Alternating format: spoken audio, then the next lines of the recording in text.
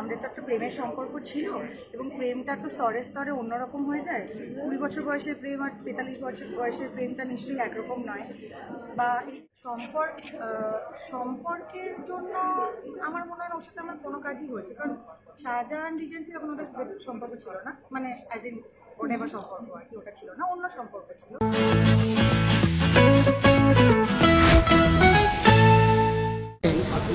আমি মানে আমার মেয়ের ব্যাপারে বা আমার মেয়ের সম্পর্কে বা সম্বন্ধে আমি সবসময় খুবই হাইপার থাকি। মানে ইনফ্যাক্ট আমি মানিকে বলেছি, কারণ আমাদের তো একটা টাইম ডিফারেন্স আছে, ও যেখানে থাকে এখানে থাকে।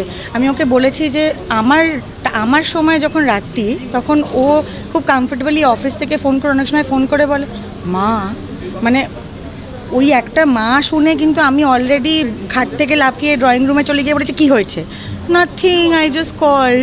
তো আমি ওকে বলেছি যে তুই মানে রাত্রির 11টার পরে ফোন করে মা বলবি না, অন্য কিছু একটা বলে শুরু করবি, যে হাই বা কি করছো বা হোয়াটসঅ্যাপ, মানে যা মা এটা বলবি না। ওই মাটা শুনে আমার একটা প্যানিক অ্যাটাক হয় যে কি হয়েছে।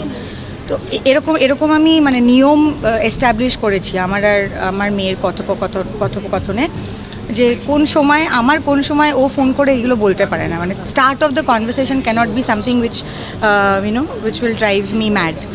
সো আমার মনে হয় রিজুর সঙ্গে আমার মানে যে সম্পর্কটা নিয়ে সারাক্ষণই মানুষের কথা বলে, আমাদের তো একটা প্রেমের সম্পর্ক ছিল এবং প্রেমটা তো স্তরে স্তরে অন্যরকম হয়ে যায়। 20 বছর বয়সের প্রেম আর 43 বছর বয়সের প্রেমটা নিশ্চয়ই একরকম নয়। বা এই যে একটা ব্রেকআপ হয়ে গেছে, তার মানে তার আমি আর কোনোদিনও মুখদর্শন করব না, মানে সে আমার জীবন থেকে আউট হয়ে গেছে, এরকম পরিস্থিতিও হয় না। বা হয়তো হয়, কিন্তু আমাদের যেহেতু কাজের জায়গাটা সমান, আমাদের যেহেতু কাজের জায়গাটা একই, সেই জন্য মনে হয় ওই অবস্থাটা হয়নি। বা অ্যাকচুয়ালি আমার কোনো সম্পর্কেই ওই অবস্থাটা হয়নি যে তাদের সাথে আমার মুখ দেখা দেখি বন্ধ, বা তাদেরকে মানে আমি চাই যে তারা মানে উধাও হয়ে যাক পৃথিবী থেকে। বাট ওর সঙ্গে যেহেতু মানে অনেকটা গ্যাপ হলেও একটা কাজের সম্পর্ক আছে, বা কাজ না থাকলেও একটা সম্পর্ক আছে। কারণ আমি খুব মানে এই কথাটা আমার মনে হয় খুব বলাটা জরুরি। ও সামনে আছে বলে বলছি না, ও সামনে না থাকলেও আমি অন্যদেরকে বলি যে ওর যদি কারোর প্রতি প্রেম নিবেদন করার থাকে, সেটা কখনোই কিন্তু মানে তাকে কাজে নেওয়ার জন্য বা তাকে কাজ থেকে বাদ দেওয়ার জন্য হবে না। কারণ আমি যখন ওর সঙ্গে যখন আমার প্রেমের সম্পর্ক ছিল, মানে ওই প্রেমটা যেটা সমাজের স্ট্যাম্পওয়ালা একটা প্রেম, ওই প্রেমটা যখন ছিল তখনও আমি কিন্তু ওর পায়ে পড়ে বলেছিলাম যে আমাকে রাজকাহিনীতে একটা রোল দাও। হ্যাঁ, মানে এটা নিয়ে কিন্তু আমাদের উন্ডুমাদের অশান্তি হয়েছে। হ্যাঁ, মানে যার জন্য ওটা মেবি ওয়ান রিজন কেন আমাদের ব্রেকআপ হয়ে গেছে। হ্যাঁ, মানে 10টা কারণে ব্রেকআপ হয়েছিল, কিন্তু এই কারণটাও একটা কারণ ছিল যে আমি ওকে কেঁদে কেটে মানে পৃথিবী আমার পায়ের তলায় দিয়ে দিয়েছি, তাও কিন্তু আমাকে কাস্ট করেনি। তো আমার মনে হয় শ্রীজিৎ মুখার্জির যদি কাউকে কাস্ট করানোর থাকে তাহলে তাকে কাস্ট করবে, কিন্তু মানে সম্পর্কের খাতিরে বা ভালো লাগা বা ভালোবাসার খাতিরে তাদের কখনোই কাস্ট করবে না। আর যদি মনে করে যে কাউকে কাস্ট করবে, তখন তার জীবনটা দুর্বিষহ করে দেবে যতক্ষণ না সে হ্যাঁ বলে। তো টেক্কার ক্ষেত্রেও সেটা হয়েছিল যে আমার প্রথমে অনেক বছর আগে যখন প্রথম আমি গল্পটা শুনি, আমার মায়া করার কথা ছিল।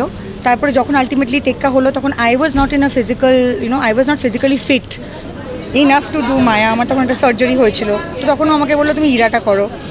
আমি বললাম যে না, আবার একটা মা আমি আর পাচ্ছি না করতে, এই বছরে আমি এতগুলো মা করে ফেলেছি, আবার আমি একটা মা করব।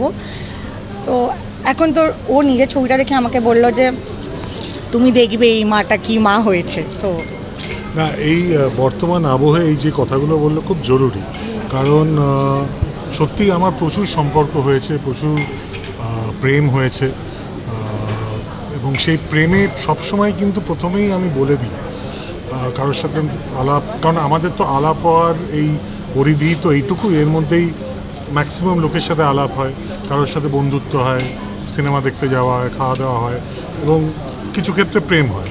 তো সেখানে কিন্তু আমি খুব স্পষ্ট করে বলে দিই যে দেখো, আমার প্রফেশনাল আর পার্সোনাল কিন্তু একদম আলাদা। এইটার জন্য ওইটা হবে না, বা ওইটার জন্য এইটা হবে না। তাই তুমি যদি ভেবে থাকো যে তুমি আমার সাথে প্রেম করলে বা বন্ধুত্ব করলে বা আমার বন্ধুবর্গের মধ্যে থাকলে বা আমার কাছের মানুষ হলে তুমি আমার পরের ছবিতে পাঠ পাবে, এটা কিন্তু কোনোদিন হবে না। আমাকে যদি দেয়নি কাউকেই দেবে না। মানে এই অভিযোগটা অনেকেই তো বলেছেন যে স্বস্তিকা মুখোপাধ্যায় সৃজিত মুখোপাধ্যায় সম্পর্কের জন্য কাজ ও হয়েছে, ভাই, এটা এটা- মোক্ষম জবাব বলো স্বস্তিকা দি। না না, আমি ওটা দেখো কে কি প্রশ্ন করেছে তার জন্য আমি জবাব দিচ্ছি না। এটা আমি ইন্ডিপেন্ডেন্টলি আমার নিজের থেকে বলছি যে আমাকে যদি সৃজিত মুখার্জি যার সঙ্গে এই যে মানে এই জন্মের সম্পর্ক এর পরের জন্মের সম্পর্ক এরম এরম একটা ব্যাপার তো আমাদের, হ্যাঁ, যেটা দেব হয়তো যেটা মজা করে বললো যে যতবার মানে আমাকে 150তম বার সৃজিত মুখার্জি মা করেছে, এটা একটা এস্থেটিক হেডলাইন আছে, যতবার আমি জননী হয়েছি ততবার উনি পিতা। তো সম্পর্কের জন্য আমার মনে হয় না ওর সাথে আমার কোনো কাজই হয়েছে, কারণ শাহজাহান রিজেন্সি তখন ওদের সম্পর্ক ছিল না, মানে অ্যাজ ইন হোয়াট এভার সম্পর্ক আর কি, ওটা ছিল না, অন্য সম্পর্ক ছিল এখন যেরকম আছে, যেটার জন্য নাকি ওর লোকজনের সঙ্গে ভীষণ সোশ্যাল মিডিয়া অশান্তি করছে, মানে আমি করছি না ও করছে, কেউ একটা করলেই হলো আর কি। আমি আর কত ঝগড়া করব, অনেক জায়গায় গিয়ে সারা রাত জেগে রাস্তায় ঝগড়া করছি, আর মানে সোশ্যাল মিডিয়াতে ও করতে পারে বা আরও আমার যারা আমাকে যারা ভালোবাসে তারা করছে। সোশ্যাল মিডিয়া ও ঝগড়া করাটা একটু ডিফিকাল্ট, কারণ মাথা ঠান্ডা থাকে না। আমার আবার হচ্ছে যে ঠান্ডা মাথায় যুক্তি দিয়ে যতক্ষণ না অন্যজন রেগে গালাগালি দিচ্ছে ওই অবস্থায় নিয়ে যাওয়া মানুষকে যৌক্তিকভাবে, তো সেটা ও একটা পয়েন্ট টাইমের মাথা গরম হয়ে যায়। সো হ্যাঁ, সোশ্যাল মিডিয়া না, বিকজ আমার একটা খুব অদ্ভুত হিপোক্রেসি, মানে আমি দেখলাম যে আমিও কিন্তু প্রোটেস্টের অংশ ছিলাম, কিন্তু ও যে ট্রোলিংটা ফেস করছে তার 1% ট্রোলিং আমি ফেস করছি না। উল্টে প্রচুর মানুষ লিখছে যে দেখুন সৃজিত মুখার্জি একসাথে আন্দোলনের অংশ হচ্ছে, আবার নিজের কাজটাও চালিয়ে যাচ্ছে, এটা খুব অ্যাডমিরেবল। আরে ভাই, তো ও তো একই জিনিস করছে, একদম। তাহলে ওকে ট্রোল করছিস কেন? অদ্ভুত, মানে এই বিচারিতাটা দেখে আমি জাস্ট আমার মাথা খারাপ হয়ে যায়। এবং সেটা শুধু স্বস্তিকা বলে নয়, যে ট্রোলিংটা ফেস করছে তার 1% ট্রোলিং আমি ফেস করছি না। উল্টে প্রচুর মানুষ লিখছে যে দেখুন সৃজিত মুখার্জি একসাথে আন্দোলনের অংশ হচ্ছে, আবার নিজের কাজটাও চালিয়ে যাচ্ছে, এটা খুব অ্যাডমিরেবল। আরে ভাই, তো ও তো একই জিনিস করছে, একদম। তাহলে ওকে ট্রোল করছিস কেন? অদ্ভুত, মানে এই বিচারিতাটা দেখে আমি জাস্ট আমার মাথা খারাপ হয়ে যায়। এবং সেটা শুধু স্বস্তিকা বলে নয়, I would like to defend everyone who is facing this. Sudipta বিনোদিনীর একটা পোস্টার দিয়েছে, তাই নিয়ে গালাগালি খাচ্ছে। আরে অদ্ভুত কথা। এই ট্রোল নিয়ে এবং যারা গালাগালি দিচ্ছে তারা কি করছে? তারা সকালে অফিস যাচ্ছে, এক্স্যাক্টলি অফিস ফেরত সন্ধেবেলা এক কাপ গরম চা নিয়ে বসে ট্রোল করছে যে তুমি কেন তোমার কাজ করছো। শুধু বিনোদন জগতের এটাই, শুধু কি শিল্পীরাই সফট টার্গেট? আরে ভাই, তোমাদের কাছে যেটা বিনোদন সেটা তো আমাদের কাছে কাজ, এটা তো বুঝতে হবে। একদম আর ও বলেছে যে উৎসবে ফিরছি না, সেটা তোর ব্যক্তিগত জায়গা। একেবারেই। এবার হ্যাঁ, আমি তো বলিনি তুমি ফিরবে না বা তুইও ফিরিস না বা আপনিও ফিরবেন না, আমার ব্যক্তিগত মতামত আমি দিচ্ছি, সেখানে যার যা ফেরার আছে ফিরুক, যাদের যা করার আছে তারা করবে, তাদের যেটা আমার মনে হয় আমাদের এখানে আমাদের এখন যে সময়ের মধ্যে দিয়ে আমরা যাচ্ছি, নিজেদের বিবেক দংশন যাতে না হয় সেটা মাথায় রেখে যার যেরকম করার কথা তারা করবে, যাদের বিবেক নেই তারা তো ওই আমাদের নিয়ে তো গালমন্দ করছে।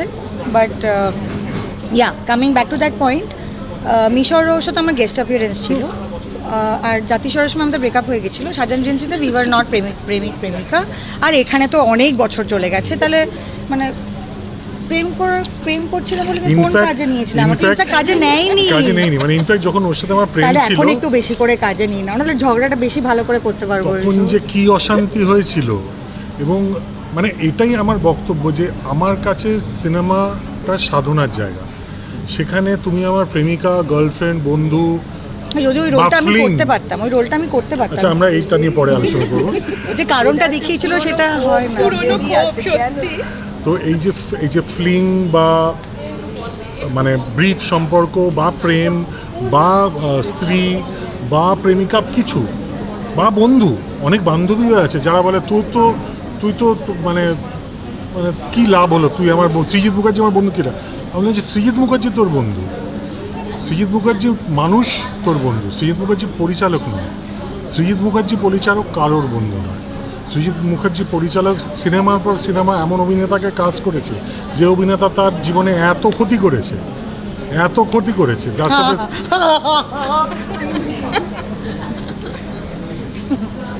আমি, এবং সেই ক্ষতি নিয়ে তাদের আলোচনাও হয়েছে।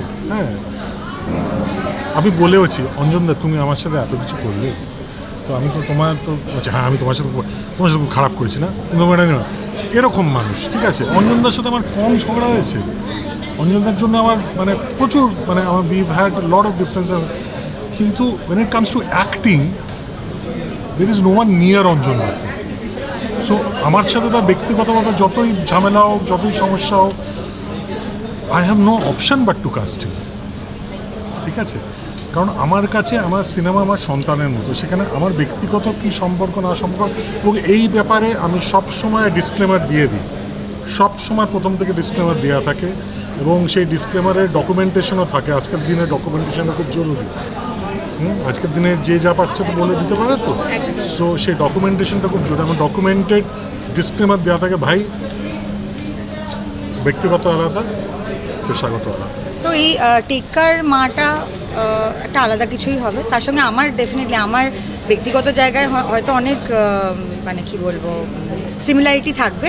সেটা মনে হয় আমি যে চরিত্রে মার অভিনয় করি কিছু না কিছু সিমিলারিটি তো ডেফিনেটলি থাকে। যেখানে আমি মার চরিত্র করি না সেখানেও আমার নিজের সঙ্গে কিছু না কিছু এবং সেটা এডিটে আমি মাঝে মাঝে দেখে মনে হয় এই এক্সপ্রেশনটা আমি চিনি, এটা ব্যক্তিগত ডেজাভু হয় একটা আর কি, মানে ওই সময়ের কাছ থেকে কিছু এডিটে তোর। সো সেটা মানে আমি তো পুরো ছবিটা দেখিনি, আমি ডাবিং দেখেছি। আর দেবের একটা সিন আমি ডাবিংয়ে আলাদা করে দেখেছিলাম, ওই সিনটাতে আমি ছিলাম না, কিন্তু ওর জাস্ট ফ্ল্যাশে এসেছিলো বলে আমি বাইরে গিয়ে বলেছিলাম যে এই সিনটা একটুখানি চালাও, আমি দেখতে চাই।